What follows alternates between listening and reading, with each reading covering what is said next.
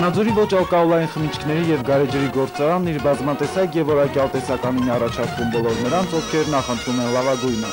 Ըմպելիքներ, որոնց օշարակը պատրաստվում է տեղական արևահամ մրգերից, արտասահմանյան մնքից և շաքարավազից։ Լոռի հանքային ջուր, բուժիչ ջուր, որի մասին խոսելն արդեն ավելնորդ է։ Գարեջուր Վանաձոր, պատրաստված ավանդական տեխնոլոգիայով և ընդհանուր 6 ամիս պահպանման ժամկետով։ Անհոգ եղեք, գործարանում տարաների լվացումը կատարվում է համապատասխան սարքավորումով ու քիմիական նյութերով։ Այս ամենը տարբերելու համար ուշադրություն դարձրեք գործարանային նշանին, որը երաշխավորում է որակն ու համը։ Մատչելի գներով ըմպելիքներ ու գարեջուր կարող եք ձեռք բերել գործարանի հարևանությամբ գտնվող ֆիրմային խանութից։ Սպառումը կատարվում է ինչպես Վանաձորում, այնպես էլ մարզում։ Մեծածախ գնումների համար կարող եք զանգահարել 50420 հեռախոսահամարով կամ դիմել քաղաք Վանաձոր Դեմիրճյան 7 հասցեով։ Լավագույն ըմպելիքներն ու գարեջուրը թող անբաժան լինեն ձեր սեղաններից։ Վանաձորի ոչ ալկոհոլային խմիչքների և գարեջրի գործարան բաց բաժնետիրական ընկերություն։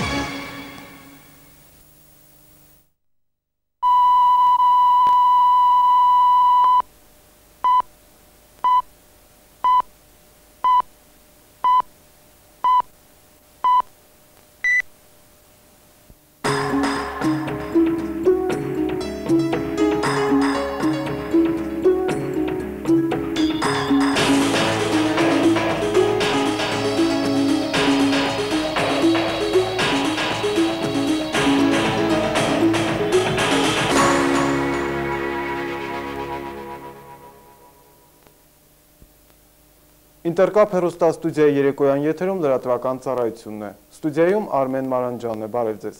Ծանոթացեք այսօրվա թողարկման համառոտ տեսությանը։ Վանաձորի կոմունալ ծառայության ոլորտի հարցերի հարցը շարունակում է մնալ ջրամատակարարումը։ Ջրի պահեստավորման համար պիտանի յուրաքանչյուր տարողություն լցվում է ջրով։ Աղետի գոտու վերականգնման ծրագիրը նոր ձև է ստանում։ Կարիքավորներից ոմանք բնակարան գնելու հնարավորություն կստանան։ Փոքր և միջին բիզնեսի զարգացման ոլորտում Լոռու մարզում կոնկրետ քայլեր են կատարվում։ Սկսել է գործել կաթի վերամշակման արտադրամասը։ Շենավանում երկրաշարժից ավերված եկեղեցու տեղում նոր մատուռ է կառուցվել։ Այս և այլ նյութերի մասին է մեր այս ժամի թողարկումը։ Վանաձորում շարունակվում է մարդահամարը։ Հաշվետարներն ամեն օր այցելում են բնակիչներին ու լրացնում հաշվառման թերթիկները։ Գործընթացն ընդհանուր առմամբ լավ է կազմակերպված և խոչընդոտներ չկան։ Բնակիչները հասկանում են խնդրի կարևորությունն ու ընդառաջում հաշվետարներին։ Միակ խոչընդոտը հեռախոսակապի բացակայությունն է վիճակագրության վարչության հետ։ Արմենթելի այս անակնկալը հուսանք էական ազդեցություն չունենա մարդահամարի վրա։ Մեկ այլ ավելի կարևոր խոչընդոտ սակայն սպառնում է Վանաձորի որոշ թաղամասերի բնակիչների նորմալ կենսագործունեությանը։ Ջրի պրոբլեմի ի հայտ գալուց ի վեր շատ ջուր է հոսել։ Բայց Սասունցիների փողոցի բնակիչներն ամիսներ շարունակ ջրի խնդիր են լուծում։ Առավոտ կանուղ Վանաձորի Սասունցիներ փողոցի բնակիչները մեծով ու փոքրով շտապում են իրենց լուլերը հերթի դնել փողոցում միակ գործող ջրի ծորակի կողքին։ Բանն այն է, որ նրանց բնակարանների խմելու ջրի ծորակներից վերջին անգամ մայիսին է ջուր եկել։ Բնակիչները ստիպված են ոչ միայն տարբեր վայրերից ջուր բերել, այլև խմելու ջուրն անգամ օգտագործել խնայողաբար։ Ամբողջ բանից ջունգլիներից գալիս են այստեղ ջրի։ Ամբողջ այս թաղամասից են ջուր չկա, վերևից ներքև։ Հիմնականում օգտագործում ենք ջուրը անձրևներից, այս հոսող գետերից, որը սանիտարկայանը թույլ չի տալիս, որ օգտագործենք, բայց ստիպված ենք, ինչ պետք անենք։ Հիմնական պատճառներից մեկն այն է, որ դեպի Սասունցիներ ձգվող ջրատարերից ապօրինի ջրանցումներ են կատարվել, ուստի պակասել է ջրի քանակը և դժվարացել ջրի մուտքը բնակարաններ։ Ասում էին դիրեկտորը կփոխվի, վիճակը կլավանա, ասում էին էլի համբերում էին, որ վիճակը կլավանա։ Հիմա դիրեկտորն էլ փոխվեց, էլի մեր վիճակը նույնն է։ Միջոցառումների պլանի մեջ կա այդ ապօրինի ջրանցումների դերերին բարձել, իմանալ ովքեր են, իրենց այդ պայմանագրային հարաբերությունների մեջ մտնել, կարգավորել ջրի բաշխումները, կարգավորել վարձավճարների հավաքագրման գործընթացը։ Մորական ջրի համար գալիս են փող են ուզում։ Մի մարդ չի, երկու մարդ չի, երեք մարդ չի, գալիս են ջուր, այ մարդ ջուր տվեք, որ բանանանք, էլի, փողն էլ տանք, էլի։ Բնակիչների հետ օրինական պայմանագրեր կնքելն ու ջրի վարձավճարներ գանձելն անգամ փրկություն չէ, քանի որ վնասված է ջրամատակարարման ներքին ցանցը։ Արմինե Մկրտումյան, Անդրեյ Մկրտչյան, Ինտերկապ։ Ինչպես տեղեկացնում է Armenpress լրատվական գործակալությունը, շարունակվում է Հայաստանի Հանրապետության նախագահին առընթեր ազգային անվտանգության խորհրդի քարտուղար, պաշտպանության նախարար Սերժ Սարգսյանի պաշտոնական այցը Չինաստանում։ Հոկտեմբերի 16-ին Սերժ Սարգսյանը հանդիպում է ունեցել Չինաստանի ազգային պաշտպանության նախարար գեներալ-գնդապետ Չի Խաուտյանի հետ։ Նախարարները քննարկել են պաշտպանության բնագավառում հայ-չինական համագործակցության ամրապնդմանն ու զարգացմանն առնչվող խնդիրներ։ Հոկտեմբերի 17-ին Հայաստանի Հանրապետության պաշտպանության նախարարին ընդունել է Չինաստանի ժողովրդական ներկայացուցիչների համաչինական խորհրդի նախագահի տեղակալ Խու Չինտաոն։ Հանդիպման ընթացքում քննարկվել են Հայաստանի և Չինաստանի միջև տարբեր բնագավառներում հարաբերությունների ներկա մակարդակն ու հեռանկարները։ Ձմեռը 7 սարի ետևում չէ, իսկ վանաձորցիներից շատերը դեռևս կիսախարխուլ տնակներում են բնակվում։ Աղետի գոտի հասկացությունը դեռևս մեր իրականության մի մասն է կազմում։ Աղետի գոտու վերականգնման կառավարական ծրագրին զուգահեռ սկսել է գործել նաև ԱՄՆ-ի միջազգային զարգացման գործակալության ծրագիրը։ Հաշվի առնելով այն հանգամանքը, որ նոր բնակարանաշինությունը թանկ է և ժամանակատար, գործակալությունը բնակարանի գնման վկայագրեր է տրամադրում կարիքավոր ընտանիքներին։ Շիրակի մարզում արդեն իսկ գործող ծրագրին միացավ նաև Լոռու մարզը։ Այսօր մարզում առաջին անգամ սկսում ենք բնակարանային սերտիֆիկատների բաշխման գործընթացը։ Այս ծրագրի շրջանակներում Աղետի գոտու 4000 ընտանիք մշտական կացարան ձեռք բերելու հնարավորություն կունենա։ Բնակարանի կարիք ունեցող վանաձորցի ընտանիքներից 7-ը արդեն ստացան իրենց վկայագրերը։ Տեղական ինքնակառավարման մարմինները օգնում են գործակալությանը, որպեսզի նրանք ճիշտ կողմնորոշվեն եւ բնակարանները տրամադրեն այն մարդկանց, որոնք որ իրապես բնակարանի կարիք ունեն։ Եվ այսպես բնակարանի կարիք ունեցող վանաձորցի 427 ընտանիքներից 7-ն այսօր հնարավորություն ստացան նոր բնակարան ձեռք բերելու։ Թեև նրանցից բոլորը չէ, որ միանշանակ կերպով հավատ են ընծայում այս ծրագրին։ Ապրել 13 տարի տնակում եւ հնարավորություն ստանալ տեղափոխվելու բնակարան քարետում, ինձ թվում է ոչ մի բառ չի կարող ինձ թարգմանել եւ ասել այն ինչ որ հիմա ես եմ զգում։ Սրանով ես կարամ բնակարանը ստեղծեմ։ Ոչ։ Եթե այդ արժեքն հասել, եթե առաջ ելներ, կարելի է մի բան էլ ինձ կմնարազի ջան, բայց հիմա չէ։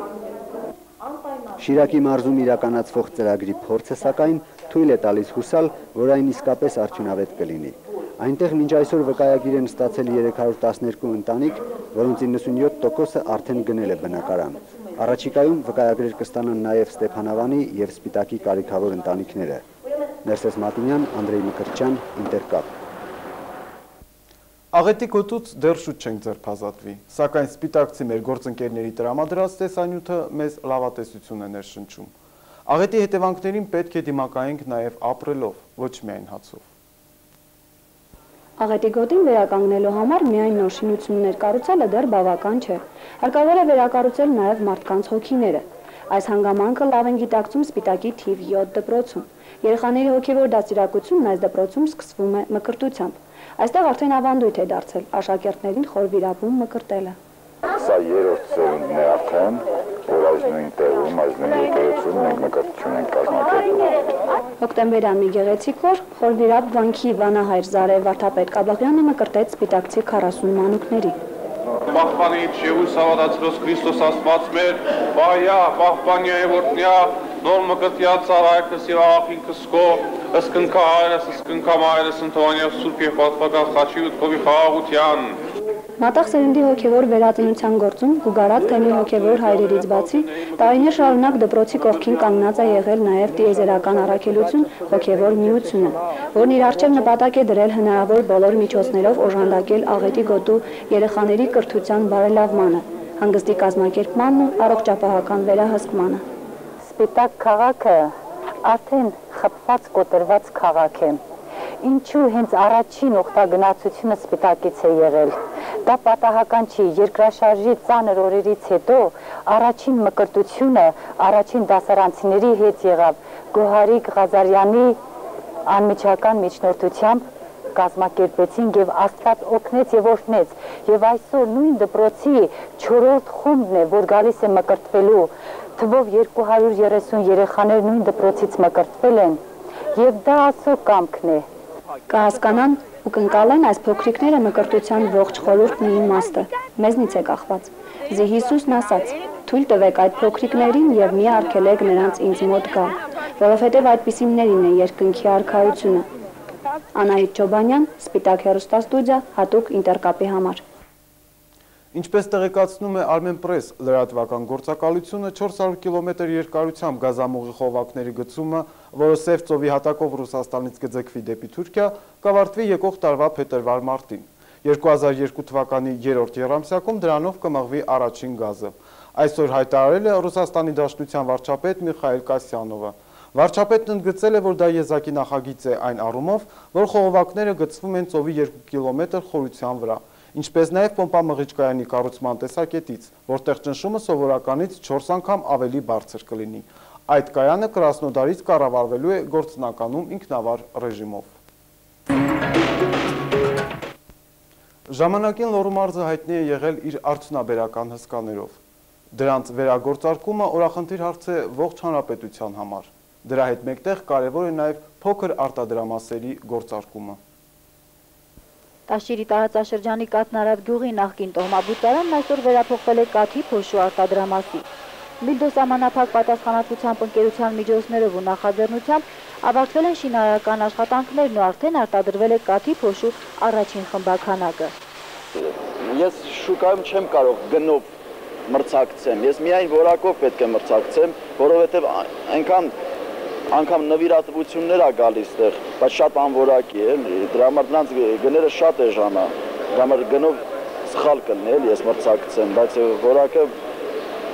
բարձր պետք է լինի։ Հումքը ձեռք է բերվում Կաթնարատից ու հարակից 4 գյուղերից։ Օրական 3 տոննա կաթ է մթերվում արտադրամասում, եւ շուրջ 150 տնտեսություն արդեն լուծել է կաթի իրացման խնդիրն ու 10-օրյա պարբերականությամբ ստանում է իր հասանելիք գումարը։ Իսկ արտադրամասի 25 աշխատողների մեծ մասն ընտրվել է հենց Կաթնարատից ու յուրաքանչյուր ամսվա վերջում ստանում է միջինը 35,000 դրամ աշխատավարձ։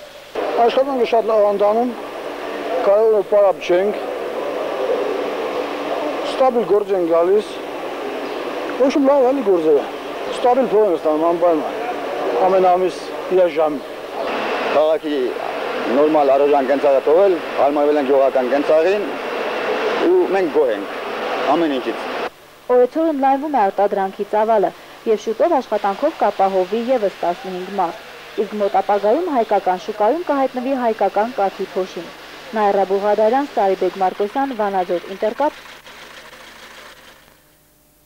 Այս արտադրամասի գործարկումը ինչ-որ չափով կնպաստի մարզի պարենային ծրագրին, իսկ Շիրակի մարզի Ջրաձոր գյուղում պարենային խնդիրն այլ լուծում է ստացել։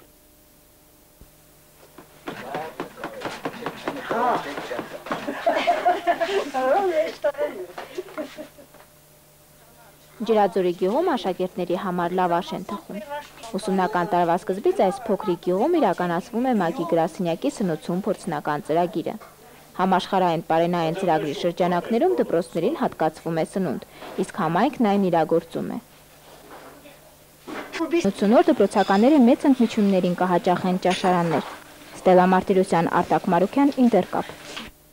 Ինչպես տեղեկացնում են Գավառի Քյավառ հեռուստաընկերության մեր գործընկերները, երկար սպասումից հետո Գեղարքունիքի մարզում հիմնադրվեց գյուղատնտեսական փոխօգնության բանկ, որի առաջնային նպատակն է վարկավորման միջոցով մարզում զարգացնել